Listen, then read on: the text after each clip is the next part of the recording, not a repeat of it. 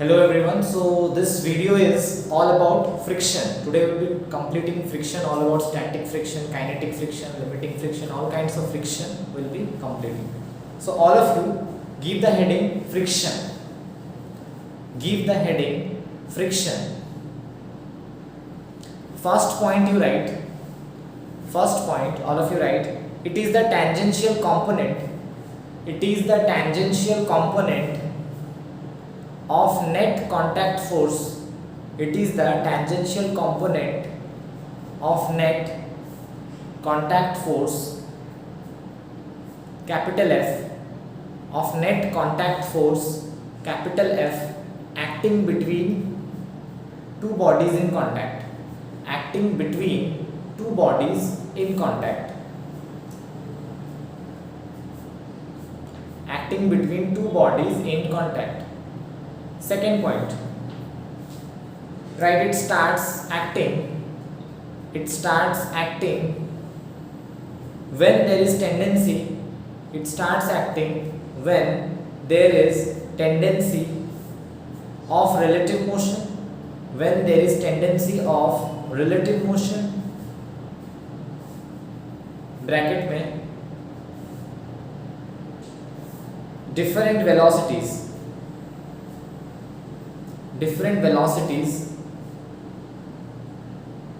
between two bodies in contact. Different velocities between two bodies in contact, or actual relative motion takes place.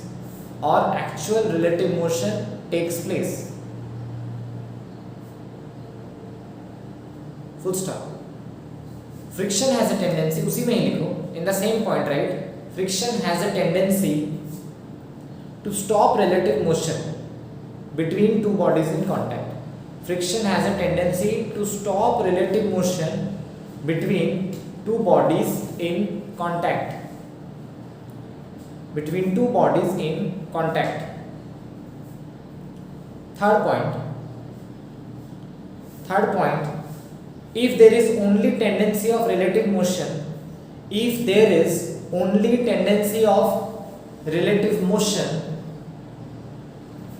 then static friction acts. If there is only tendency of relative motion,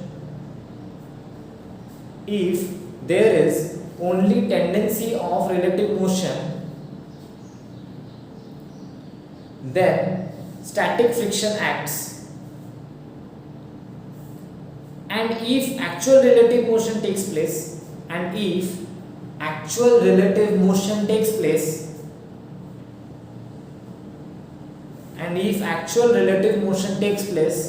then kinetic friction acts.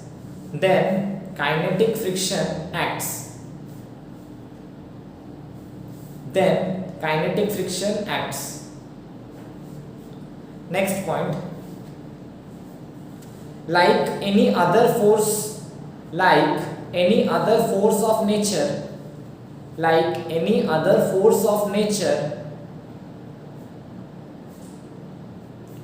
frictional force makes a pair of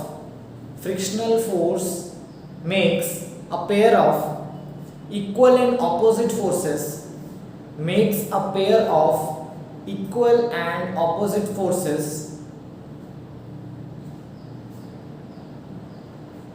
on two different bodies.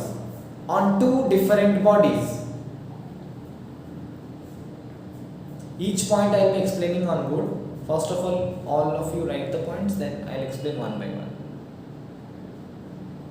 Okay? Next point. Direction of frictional force on a given body.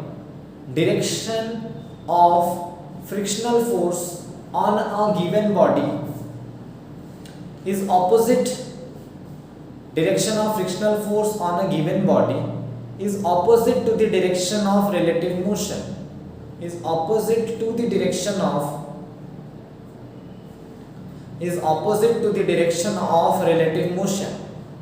Acting on two different bodies. Is opposite to the direction of relative motion. Bracket में लिखो, bracket में लिखने का जरूरत नहीं, is opposite to the direction of relative motion of the body. इतना ही लिख दो, relative motion of the body. Next point, static friction is self-adjusting in nature. Static friction is self-adjusting in nature. Static friction is self-adjusting in nature. Full stop. Its value varies from 0. Its value varies from 0 to limiting value. Its value varies from 0 to limiting value FL. Bracket में लिख देना FL. F मतलब capital F नहीं, small f L. Subscript में L. Like this you can write. Limiting friction का representation is like this. F L. You can represent like this as I have written on board. Okay. So it may vary from 0 to limiting friction FL. Okay. Full stop. Only that much amount of friction acts.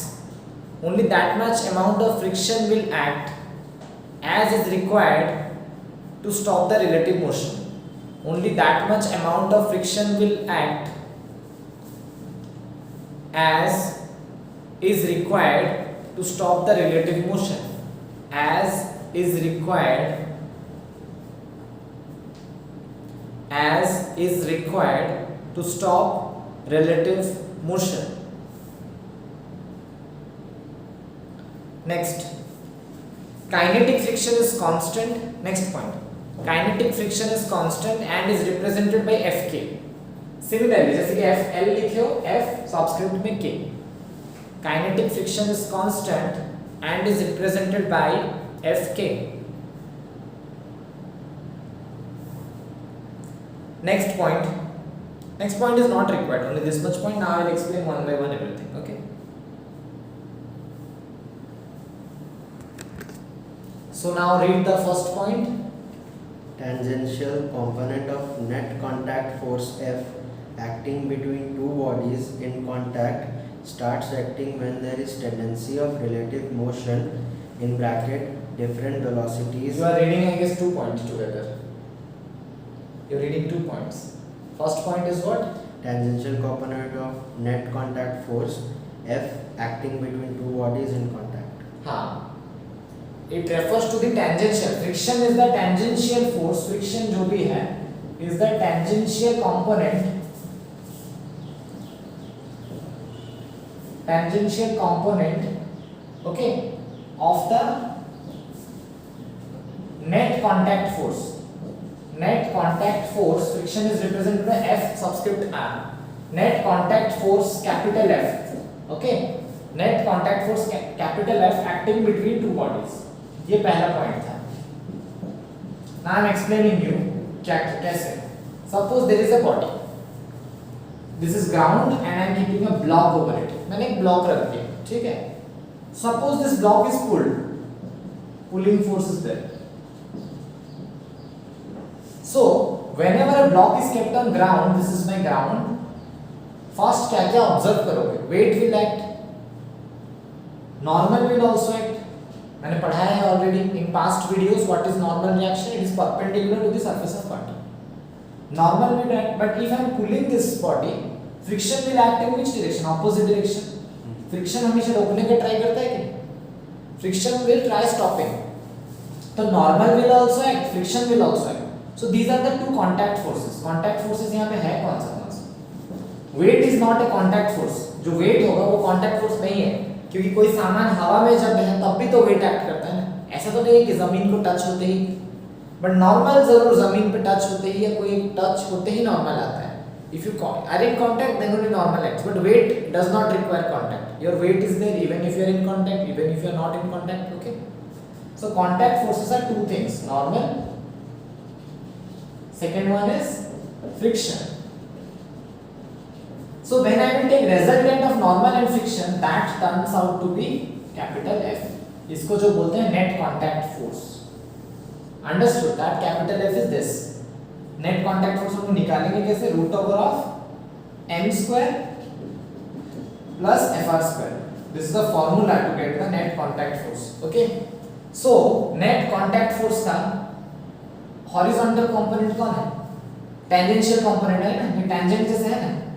Tangents हमेशा से क्या होते हैं? Parallel to X axis. All tangents are what actually? Parallel to X axis. So the tangential component is friction, okay, and the perpendicular component is normal. I am writing here tangential component. Is this coming in frame?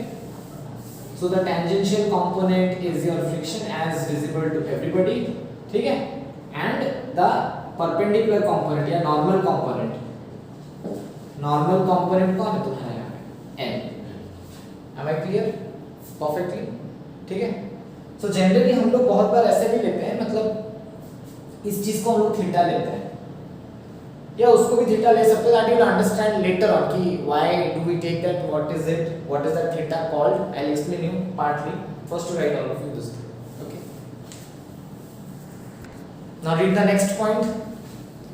Aditya read it. It starts acting when there is a tendency of relative motion bracket different velocities between two bodies in contact. Okay, see दो चीजें बोला है, there is tendency to move.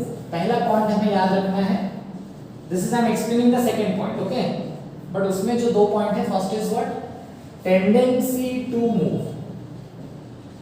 See suppose you are on a slider, you are not moving, तुम बैठे हो तुम तब फिसल नहीं रहे हो, तुम चाहते जाओ तब फिसलते हो, but there is a tendency to move upward तो नहीं होता। टेंडेंसी टू मूव कहाँ होता है? Downward, because if you are sitting on a slip, okay, तो you will automatically go down, ऊपर तो नहीं जाओगे, तो that is called tendency of slipping, okay. So tendency to move एक ध्यान देना है। दूसरा पॉइंट क्या है? Velocities of the bodies in contact should be different. Velocities of bodies in contact should be different. जो बॉडीज कांटेक्ट में है उनका स्पीड अगर अलग है, सब जो जमीन के ऊपर मैं थोड़ा ज्यादा स्पीड में जाता हूँ तो स्लिपिंग होता है कि नहीं? सोचो नीचे वाला मैं एक प्लेन बना रहा हूँ, ये सोचो 30 के स्पीड में जा रहा है और ऊपर वाला 40, तो 40 में जो जा रहा है वो इसके ऊपर स्लिप होकर आगे चला जाएगा ना। सो व्हेन अगर ये स्लिपिंग वाला चीज आता है, immediately what will act? Friction. So velocities of bodies in contact should be different. ये होने से ही फ्रिक्शन एक्ट करता है। Whenever there is a tendency to move. Suppose I will give you an example.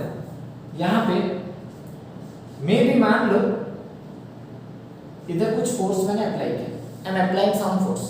So automatically friction किस तरफ आएगा? ठीक है, सपोज एक 50 किलो का मैं एक सामान को खींच रहा हूँ, लगेज को, बट मैं खींच नहीं पा रहा। I am pulling it but I am unable to.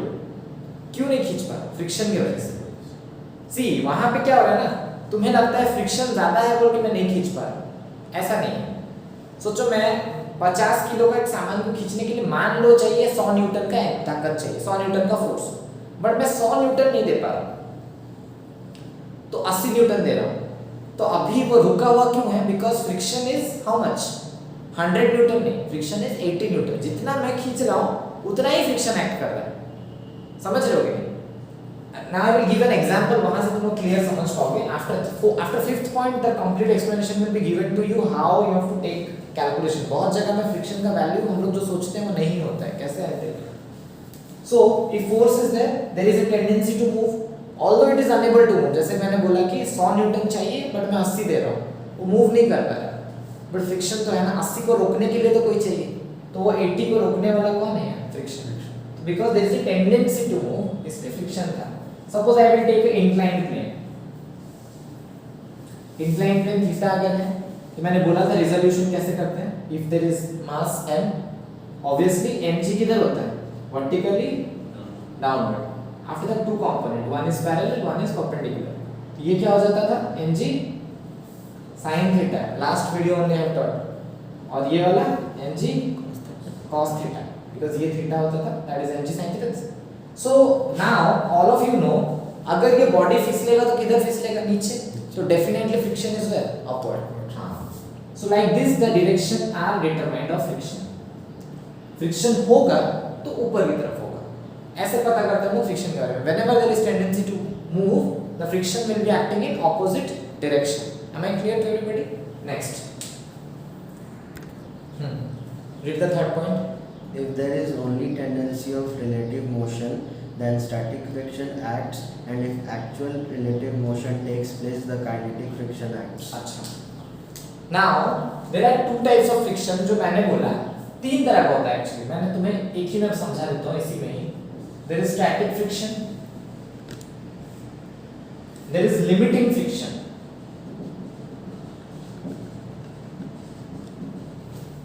There is kinetic friction.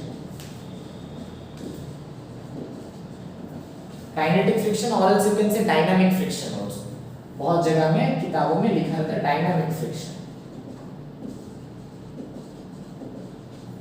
मैं एक सिंपल सा चीज पूछता हूँ, सपोज रास्ते में जा रहे हो, बस खराब हो गया, तो सब नीचे उतर के धक्का देते हो, तो पहले होता है खाली बस थोड़ा थोड़ा मूव करता है ताकत देने के बाद, फिर एक बार में जोर लगा के हमेशा जब बोलते हो तो पूरा all of you are giving the thrust at the maximum, मतलब जितना maximum thrust you are giving, तो वो तब भी नहीं मूव होता है. फिर और एक बार बहुत ताकत जब लगाते हो, बस मूव होना स्टार्ट करता है. But once it starts moving, तब और ज्यादा ताकत लगाना पड़ता है क्या? नहीं. जब 20 लोग सोचो पुश कर रहे हो, एक बार वो शुरू हो गया, तुरंत देखते हो 5 रुक जाते हैं वहीं पे, और 15 इनफ होते हैं उसको धक्का देके स्पीड में आगे ले जाने के लिए. इसका मतलब क्या है? फ्रिक्शन की पीक तक पहुंचता है. बस को अपोज कौन कर रहा है तुम्हारा? एक्चुअली इंजन नहीं, फ्रिक्शन अपोज कर रहा है, मूव नहीं कर पा रहा, tyre and road friction is there. Okay, suppose initially थोड़ा कम ताकत लगा है खाली मूव करने के लिए, ये स्टैटिक चल रहा है. एंड में जस्ट मूविंग से पहले, जस्ट मूव करने से पहले सबसे मैक्सिमम ताकत लगाना पड़ता है. That is what limiting friction. पहले तो रेस्ट पे है भाई, स्टैटिक है, वो मूव नहीं कर पा रहा, तुम बस दे रहे हो तो मूव करने का कोशिश करा रहे हो.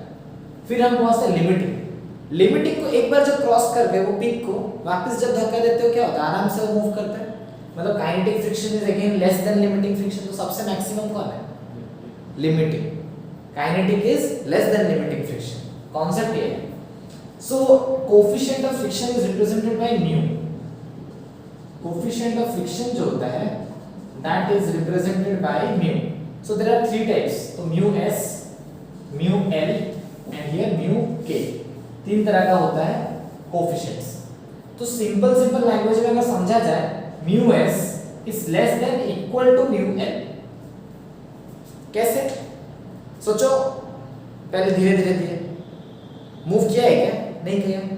जब पीक पॉइंट आता है तब भी मूव किया है क्या? नहीं. पीक के बाद मूव किया, सबसे जोर मैक्सिमम जब दिए तब वो just move, about to move हुआ, उसके बाद वो मूविंग स्टार्ट किया. बट अबाउट टू मूव तक क्या था? स्टैटिक, क्योंकि वो मूवमेंट किया नहीं. तो म्यू एस लेस रहेगा. सोचो लिमिटिंग है 100 न्यूटन, मैं 50 दिया, पहले 60 दिया, 70 दिया, 80 दिया, 90 दिया, 100 जब दिया वो ओवरकम किया एंड देन वो मूवमेंट स्टार्ट हो गया. तो I have to reach till 100 or not. तो mu S is less than या तो इक्वल टू तक पहुंचता ही है. मूवमेंट से पहले वो क्या होता है? इक्वल होता है. अंडरस्टैंडिंग? और बट जो तुम्हारा म्यू के है, म्यू के is definitely less than mu L. यहाँ पे इक्वलिटी स्टेटमेंट नहीं आ सकता. म्यू के छोटा ही रहेगा म्यू एल से, बट म्यू के और म्यू एस के बारे में कुछ बता नहीं सकते हम लोग. इनका कोई रिलेशन पक्का नहीं है. ये जरूर पता है कि mu S less than equals to mu L तक जा सकता है एंडिंग पॉइंट, बट ये हमेशा कम ही रहेगा क्योंकि एक बार पीक क्रॉस किया तब तो कम ही देना पड़ता है ना. Understood? So abhi here few more facts will be known. So you got idea about static, limiting and kinetic. So most important, the formula of friction is coefficient of friction into normal. जिस जगह में जो normal है, तो friction का formula is mu into N. Understood? Friction formula is what? Mu into n. So we have few cases. Let me give you few cases. Here I am giving. Suppose it is an inclined plane. ऐसा theta है.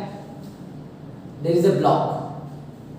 तो weight will act where? Vertically downwards. So mg. तो जो parallel component होगा वो क्या होगा? mg sin theta. और जो इधर आएगा वो very good. mg cos theta. और ये तो थीटा होता है. ऊपर की तरफ कौन रहता है? Normal, perpendicular to the surface. और पीछे की तरफ कौन है? फ्रिक्शन. सो हमें पता है बैलेंस हो रहा है कि नहीं?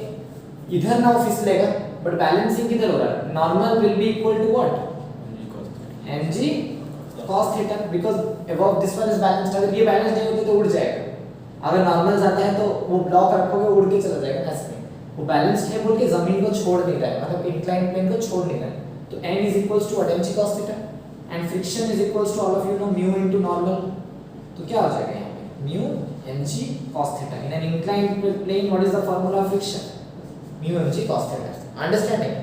अभी अगर वो सोचो नीचे एक्सेलरेट कर रहा होता, हम लोग लिखते कैसे, सपोज मान लेते हैं कि नीचे की तरफ एक्सेलरेट कर रहा है, तो बेसिक पता है हम लोग का एफ नेट क्या होता है, m into a।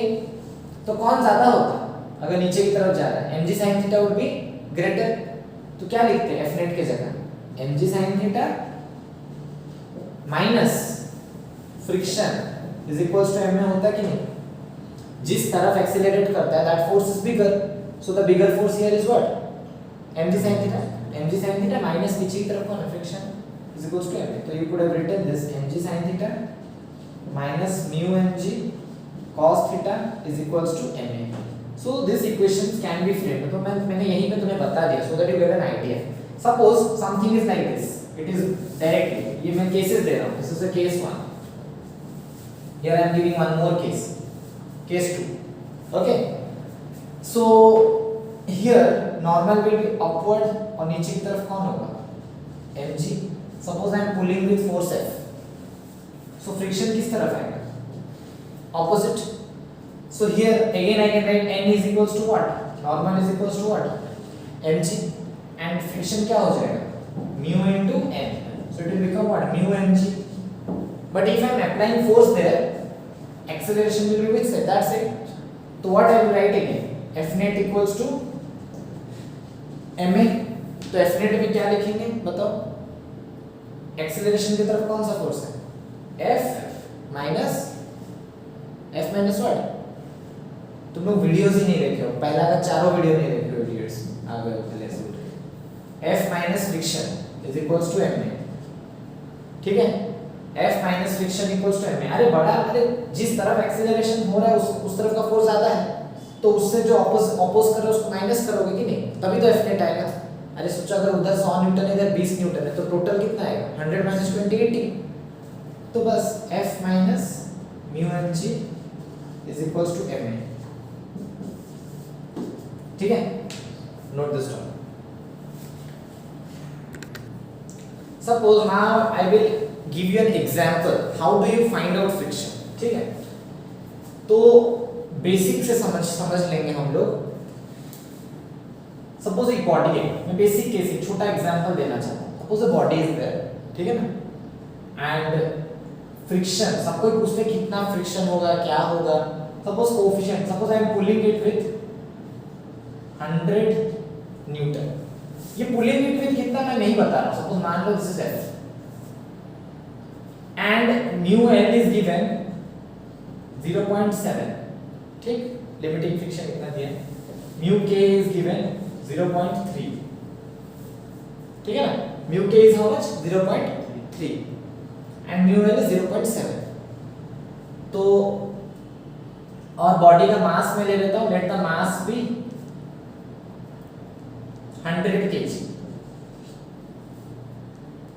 So if I take the body, how can I represent it? F is there, F is here। ऊपर की तरफ कौन रहेगा नॉर्मल, पीछे तरफ कौन रहेगा फ्रिक्शन, एंड नीचे की तरफ उसका weight, weight is how much mg। So n is equals to क्या होगा mg। तो मास इज 100 into 10, तो 1000 Newton, this is the normal, ठीक। तो फ्रिक्शन भी निकालते हैं। लिमिटिंग फ्रिक्शन दिया हुआ है, मतलब ये क्या है, this is the maximum friction possible. Limiting क्या होता है, सबसे ज्यादा होता है ना लिमिट। तो मैक्सिमम फ्रिक्शन मैं यहाँ पे लिख देता हूँ, मैक्सिमम फ्रिक्शन कितना संभव है जान लेते हैं पहले। तो 0.7 मतलब म्यू mg, मतलब म्यू इनटू n होता है, mu l into n maximum friction. Mu l भाई कितना है देख लेते हैं। So mu l 0.7 into normal कितना है 1000। So this is coming where somewhere around how much 700 newton, ये लिमिटिंग फ्रिक्शन, ठीक है। अभी एग्जाम में क्वेश्चन दिया होगा फाइंड एक्सीलरेशन, कितना पूछा होगा, find acceleration. So now if, मैं यहाँ पे लिख रहा हूँ हर जगह में, find acceleration if bit 1 F is equals to 400 Newton, bit 2 F is equals to 600 Newton, bit 3 find acceleration and friction, find acceleration and friction, ठीक है ना, दोनों निकालना है। Find acceleration and friction if F equals to 400 Newton, F equals to 600, F equals to 700 Newton, F equals to 1000 Newton. चार case दिया है, ठीक है। So now I will need little more space also, but चलेगा, manage कर लेंगे।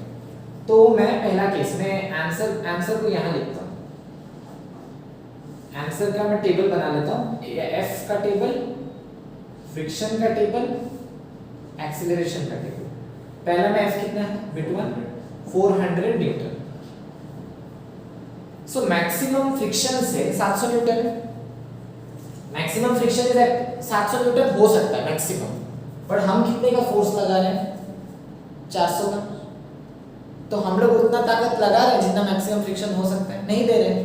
Will the body move, no. Will the body move, no. तो पहला केस में क्या हो जा रहा है, तुम्हारा फोर्स ही कम हो जा रहा है मैक्सिमम फ्रिक्शन से, तो body will not move. So acceleration तो जीरो है, एक्सीलरेशन हम लोग जीरो बोलते हैं, बट फ्रिक्शन कितना होगा, 700 नहीं होगा, कितना होगा, F plus A, तुम क्या बोल रहे हो, F plus A, F no. See this is the trick, catch here. देखो फोर्स कितना हमने लिया, कितना फोर्स, 400। मैक्सिमम फ्रिक्शन तो 700 तक हो सकता है। अगर तुम लोग बोलोगे कि ये भी 700 है, ये मैक्सिमम हो सकता है, what I calculate this can be, but if you take 700 तो नेट किस तरफ हो गया, इस तरफ। तो बॉडी को क्या तुम खींचोगे तो बॉडी ऑटोमेटिकली ऑपोजिट जाएगा क्या, कभी भी। मैं खींच रहा हूं इधर से 400, फ्रिक्शन तो is a reactive force, as I said the fourth point is what, friction is action reaction force. Friction 700 तक हो सकता है, बट अभी 700 नहीं हुआ होगा। मैं 400 से अगर खींच रहा हूं, वो रोकने के लिए कितना चाहिए, 400 ही चाहिए। Understanding, if I am pulling with 400 I need just 400 to stop, वो मूव नहीं करने दे रहा है। वो 700 तक अगर हम लोग फोर्स ताकत लगाएंगे तब तक वो रोक के रखेगा। 700 के बाद क्या होगा, मूवमेंट स्टार्ट। अंडरस्टैंडिंग, जैसे कार को हम लोग खींच रहे हैं, मान लो 400 से खींच रहे हैं, बट वो मूव नहीं कर रहा है। फिर 500 करेंगे तब भी नहीं कर रहा, 600 करेंगे तब भी नहीं कर रहा, 700 में पीक पॉइंट पहुंचेगा, 800 करते हैं मूवमेंट स्टार्ट, 701 से इनफैक्ट क्या होगा, मूवमेंट स्टार्ट। तो यहाँ पे फ्रिक्शन भी कितने का हो जाएगा, 400, just requires 400 newton to stop. In second case force is how much, 600 newton, है ना। तो 600 700 मैक्सिमम से ज्यादा है क्या, नहीं, तो बॉडी मूव करेगा, नहीं करेगा। Again acceleration is what, 0 and friction should be how much, 600। Very good, 600। Third 700 Newton है फोर्स, अब हाँ मैक्सिमम पे पहुंचा, ठीक है ना। तो बॉडी 700 तो कैंसिल हो जाएगा, अभी भी बॉडी मूव कर सकता है क्या, बॉडी में move, body will move but no acceleration, accelerate नहीं कर सकता है क्योंकि कैंसिल आउट हो गया। कैंसिल आउट हो जाने से तो मूव कर सकता है ना, it can move but it can not accelerate. तो यहाँ पे हम लोग वापस क्या लिखेंगे, एक्सीलरेशन इज 0, बट यहाँ पे क्या, बॉडी में मूव। यहाँ इन सब केस में बॉडी डज नॉट मूव, क्योंकि बहुत बार if you move with a constant velocity, उसका मतलब क्या होता है, एक्सीलरेशन इज 0। सोचो शुरू हुआ मूवमेंट करना 10 की स्पीड से मूवमेंट हुआ, तो 10 में ही जा रहा है, तो तब भी तो एक्सीलरेशन 0 है ना, बट मूव तो किया ना। हाँ, तो या बॉडी डज नॉट मूव इस केस में, इसमें भी body does not move, but next वाले में बॉडी में मूव। बॉडी में क्या, बॉडी विल मूव। इनफैक्ट तुमने तो काउंटर कर लिया ना, मैक्सिमम को पहुंच गए, तो उसके मैक्सिमम क्रॉस करते ही तो बॉडी तो चलना स्टार्ट हो गया, है ना। तो यहाँ पे बॉडी में नहीं, बॉडी विल मूव। एक ऑपोजिंग फोर्स को तुमने पूरा खत्म कर दिया, तो बॉडी मूवमेंट तुम्हारा इनर्शिया के चलते बॉडी आ जाएगा, समझ गए। फोर्थ पॉइंट, तो यहाँ पे फ्रिक्शन भी कितने का है, 700। Fourth point 1000, 1000 newton is greater then what, maximum friction. तो इसका मतलब यहां से हमें पता चल गया बॉडी जरूर मूव करेगा। अगर बॉडी मूव करेगा तो कौन सा friction, kinetic friction. See first of all you understand this 1000 newton is greater than this 700, maximum से तो ज्यादा है ना, तो मैक्सिमम फ्रिक्शन से ज्यादा है मतलब क्या, बॉडी विल डेफिनेटली मूव। तो बॉडी मूव करेगा मतलब मूविंग बॉडी का फ्रिक्शन क्या हो जाता है, kinetic friction. Moving body friction, तो काइनेटिक फ्रिक्शन क्या होगा, म्यू के इनटू एन। म्यू के इज हाउ मच, 0.3। ये क्वेश्चन एग्जाम में गारंटी आएगा, मैं लिख के दे रहा हूं, अगर नहीं पढ़ोगे गलत करोगे। यही मैं जो बोल दिया वही आएगा, चार तरह का ऑप्शन निकालो। यही नहीं समझ पाओगे सब ये गलत करके होगा, ये सबको समझ में आएगा भाई। एक्सेलरेशन 0, ये गलत करोगे, लास्ट वाला गलत करोगे 700 लिखेंगे। अभी फ्रिक्शन कितना, बॉडी मूव करना चालू हो गया तो अभी फ्रिक्शन की जगह क्या लिखेंगे, क्यों, kinetic friction, free of Newton. और एक्सेलरेशन निकालना है, एक्सेलरेशन के लिए क्या करना पड़ता है, F net equals to ma। तो F net में F कितना था अभी, F अभी कितना हो जाएगा 1000 माइनस फ्रिक्शन कितने का है 300, क्योंकि अब मूव कर रहा है। 700 मत ले लेना, is equals to ma, mass is how much 100 into a, so this acceleration is how much 7 meter per second square, 700 by 100 है ना। So acceleration will be 7 meter per second square, ठीक है। तो यहाँ पे क्या हो गया, body accelerates. Understood entire concept of friction, how do we understand, कैसे किस फ्रिक्शन को कब लेना है, पक्का फंडा क्लियर, ठीक। All of you give heading angle of friction, bracket में lambda, it is represented by lambda. Angle of friction bracket में lambda, right, at a point of rough contact, comma, where slipping is about to occur, at a point of rough contact, comma, where slipping is about to occur,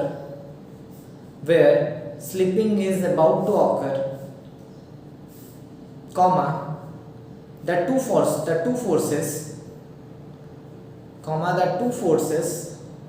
acting on each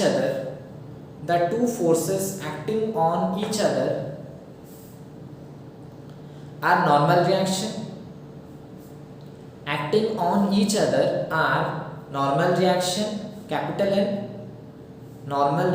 capital N, and frictional force mu n, and frictional force mu capital N. The resultant of these two forces is capital F.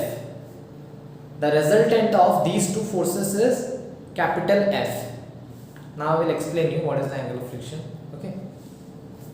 The resultant of these two forces is capital F. Okay. So what is angle of friction, we have to understand. Angle of friction is represented by lambda. So whenever any block is there, हमें दो चीजें तो दिखती हैं, contact force में एक normal n मिलता है and that n is equals to mg, और एक हम लोगों को क्या मिलता है, फ्रिक्शन मिलता है, and all of you know friction is equals to mu into n. So normal और फ्रिक्शन का resultant is what, capital F. As I said capital F is resultant, तो फ्रिक्शन का स्क्वायर प्लस n का square हम लोग कर सकते हैं. So this is capital F, ठीक. Now the angle between the normal, this is lambda actually. The angle between the normal and the resultant is angle of friction. ठीक है ना?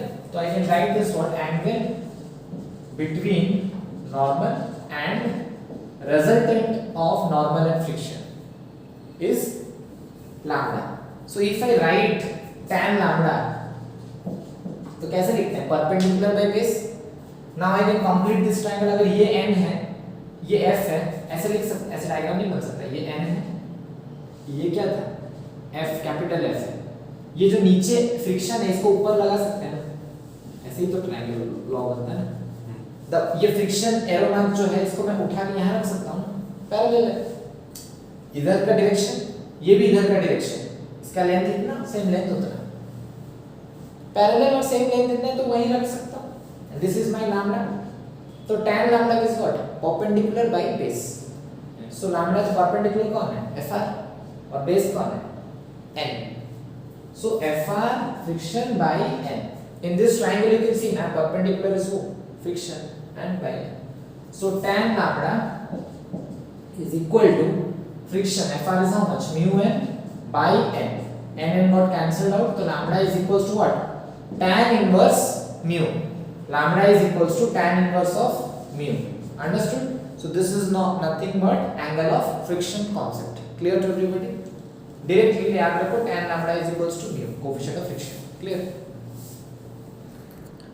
Next we will understand the concept of angle of repose. Angle of repose, that is represented by alpha. ठीक है? Suppose this is a very interesting concept. Suppose something is on an inclined plane, a block is on inclined plane. ये मान लो तुम्हारा theta है, ठीक है? Block is there, तो block का वेट सीधा आएगा वर्टिकली डाउनवर्ड्स, तो mg, this is a straight line. Next again I have to do two components, one is here and one is, this diagram no one can make perfectly, so practice a lot more in your home, because सबको क्या करते हैं ना, टेढ़ा इधर उधर 90 degree दिखना ही चाहिए ये। पहले इसको बनाते हैं पैरेलल, फिर उससे 90 डिग्री, प्रोट्रैक्टर लेके नहीं तो कर दो, है ना? ये थीटा होता है आपका, तो this is what, mg cos theta, and this is mg sin theta, and above is what, normal. Now friction can be called as what, limiting friction maximum होगा, तो friction will be mu into n।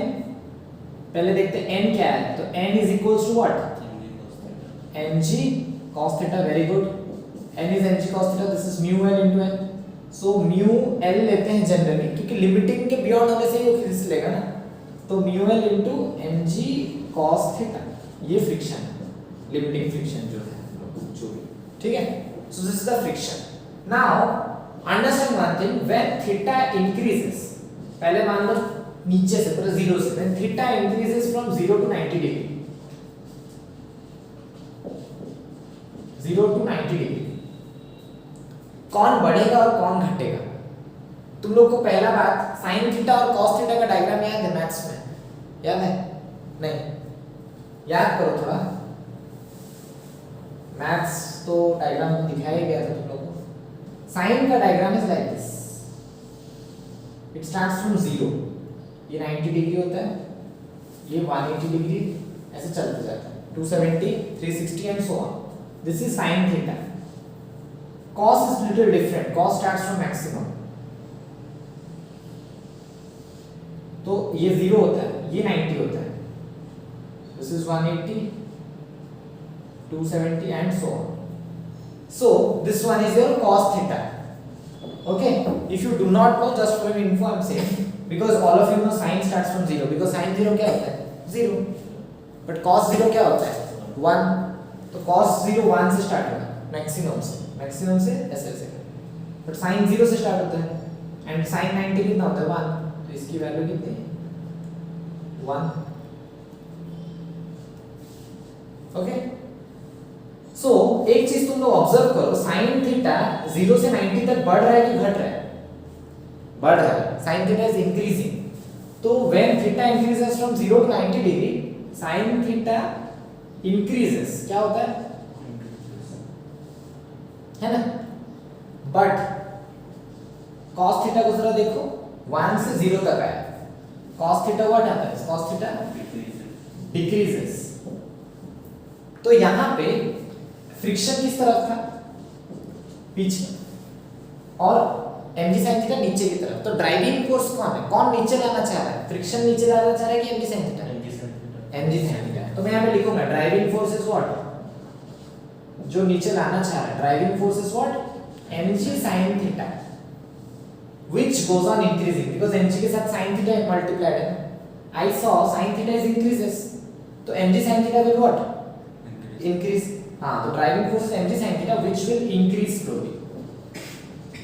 will increase slowly, and opposing force या resistive force resistive force कौन होता है? Friction.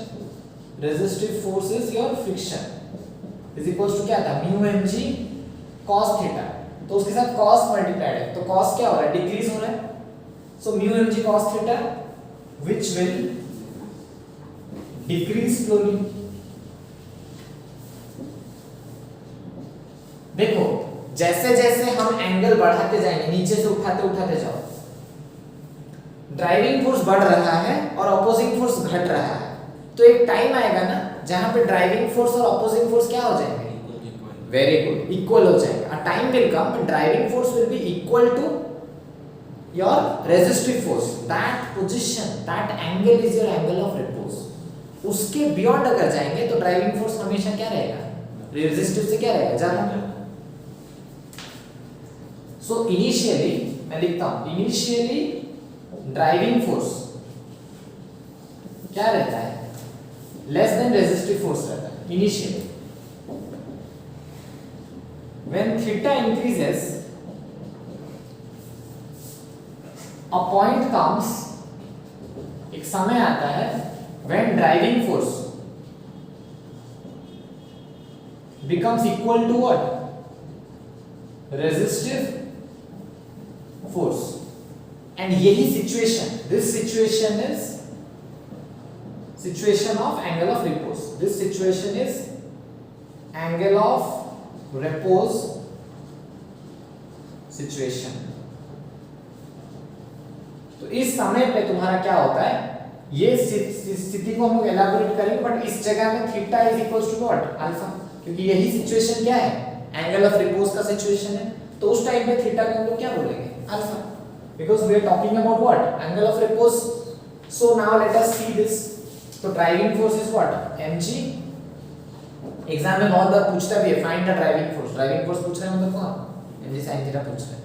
तो mg sin theta equals to what? Mu mg cos theta. Mu mg cos theta resistive है. Okay. So mg cancelled out. sin by cos is what? tan theta is equals to mu. तो theta is what? tan inverse mu. और theta ही क्या था मेरा? Alpha. So this was equal to alpha. तो technically हमें क्या पता चल रहा है? Angle of repose is equal to angle of friction. Technically वही हुआ ना, because lambda was also what? tan inverse of mu. तो यहां पे टेक्निकली हो रहा है, बट केसेस अलग है. उस जगह में बॉडी सीधा खड़ा था, इस जगह में इंक्लाइंड में है. मतलब टेक्निकली मतलब फार्मूला वाइज दोनों सेम दिख रहा है, बट है दोनों क्या? काफी अलग. तो technically angle of friction is equal to angle of repose. From this point I can understand. ये खत्म नहीं हुआ, इसके beyond भी है. Please write it down, then I will erase this. Okay?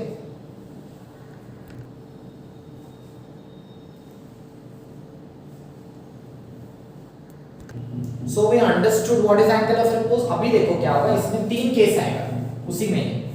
Case 1, when theta is less than alpha. Alpha is my angle of repose, but theta alpha से कम है. तो उस जगह में क्या होगा? कौन ज्यादा होगा? रेजिस्टिव ज्यादा होगा कि ड्राइविंग ज्यादा? Resistive is more. तो ऐसे केस में F रेजिस्टिव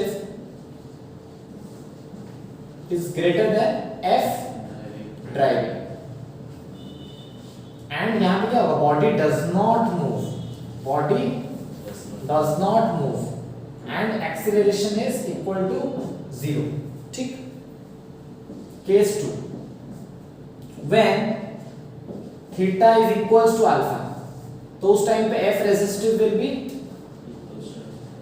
F driving. मतलब इक्वल हो गया. एक्सीलरेशन तो अभी भी 0 होगा, बट बॉडी में move on the verge of moving. तो क्या लिखेंगे? Body on verge of moving. मतलब जस्ट मूव करे, बट एक्सीलरेशन अभी भी 0 है. और ऐसा हो सकता है कि मूव भी कर जाए. ऐसा हो सकता है ना, बॉडी मूव कर रहा होगा बट एक्सीलरेशन 0 है, कुछ एक स्पीड के साथ, कांस्टेंट स्पीड के साथ मूव कर रहा है. Case 3, when theta greater than alpha हो गया. इस केस में क्या है? Body definitely moves. अब कौन ज्यादा है? F driving is more than greater than F resistive, तो body starts moving with acceleration A, moving with acceleration A, और ये एक्सीलरेशन हम लोग निकाल सकते हैं how, F net equals to ma। तो अभी कौन ज्यादा है, ड्राइविंग ज्यादा है, तो ड्राइविंग फोर्स अगर ज्यादा है तो ड्राइविंग फोर्स कौन था, mg sin थीटा। तो क्या लिखेंगे, F net equals to mg sin theta minus कौन माइनस होगा, फ्रिक्शन माइनस होगा, friction is what mu mg cos theta। Very good, mu mg cos theta is equals to ma। तो m तो cut जाएगा, तो acceleration will come what, g sin theta minus g sin theta minus mu g cos theta, ठीक है। That implies a is equals to g common ले जाओ, sin theta minus mu cos theta. So whenever on an inclined plane, ये याद रह जाएगा तो best है एंट्रेंस के लिए। On an inclined plane it will be given to you the angle is more than angle of repose, what is the acceleration, directly g 10 है, theta दिया हुआ उसको 60 degree, sin 60 minus mu cos 60 कर दो, direct आ जाएगा, नहीं तो इतना सॉल्व करने की जरूरत नहीं। Easy concept to understand, fundamentals are clear of friction, please note it down. Now, in the last question only what I explained, I am giving you a question to solve, right? Draw a plot of normal capital N, draw a plot of capital N, comma friction Fl, comma capital F, bracket में लिखना driving force, comma capital F, bracket में driving force with angle which varies from 0 to 90 degree, with angle which varies from 0 to 90 degree, okay, starts off which angle which varies from 0 to 90 degree, okay. So what I had asked to draw a plot for variation of angle, the angle should vary from 0 degree to 90 degree, ठीक है। और यहाँ पे क्या क्या रहना चाहिए था, नॉर्मल को मैंने प्लॉट करने बोला, एफएल को मैंने प्लॉट करने बोला, और कैपिटल एफ। तो normal is your normal force, okay, FL is your frictional force. So normal force was what actually, inclined plane में नॉर्मल क्या था, normal was how much, mg cos theta था। इंक्लाइंड प्लेन में अभी last वाला case का ही तो बात करें ना, तो इंक्लाइंड प्लेन में normal was what, mg cos theta, so this is mg cos theta. Frictional force was mu mg cos theta and f was your driving force. Driving force क्या था, mg sin थीटा। तो इसमें से ये mg cos theta है, तो cos theta क्या हो रहा था, डिक्रीज, तो ये क्या होगा, डिक्रीजेस। यहाँ पे भी cos थीटा आ रहा है, ये भी क्या होगा, डिक्रीजेस। बट ये क्या है, ड्राइविंग फोर्स, ये क्या होगा, इंक्रीजेस, ठीक है, इंक्रीजेस। और हमारा वेरिएशन 0 to 90 हो रहा है।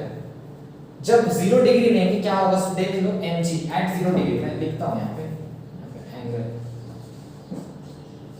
Eight 0 degree, n is equals to how much, mg cos 0, cos 0 is how much, 1, तो n खाली mg हो जाएगा। fl mu mg cos 0, cos 0 1, तो mu mg खाली, and f becomes sin 0 क्या होता है, 0, तो 0।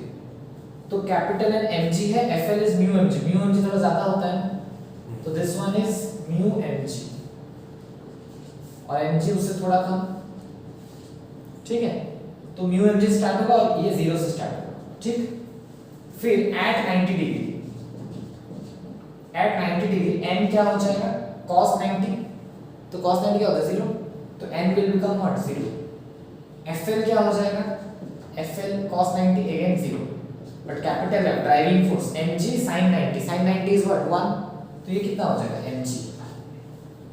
तो f तुम्हारा यहाँ से 0 से बढ़ के कितना हो रहा है, mg तक पहुंच रहा है। देखो f, पहले इसको देखो, f has to start from 0 and reach to mg, तो mg यहाँ पे से डॉटेड लाइन में ले सकता हूँ 90 डिग्री तक,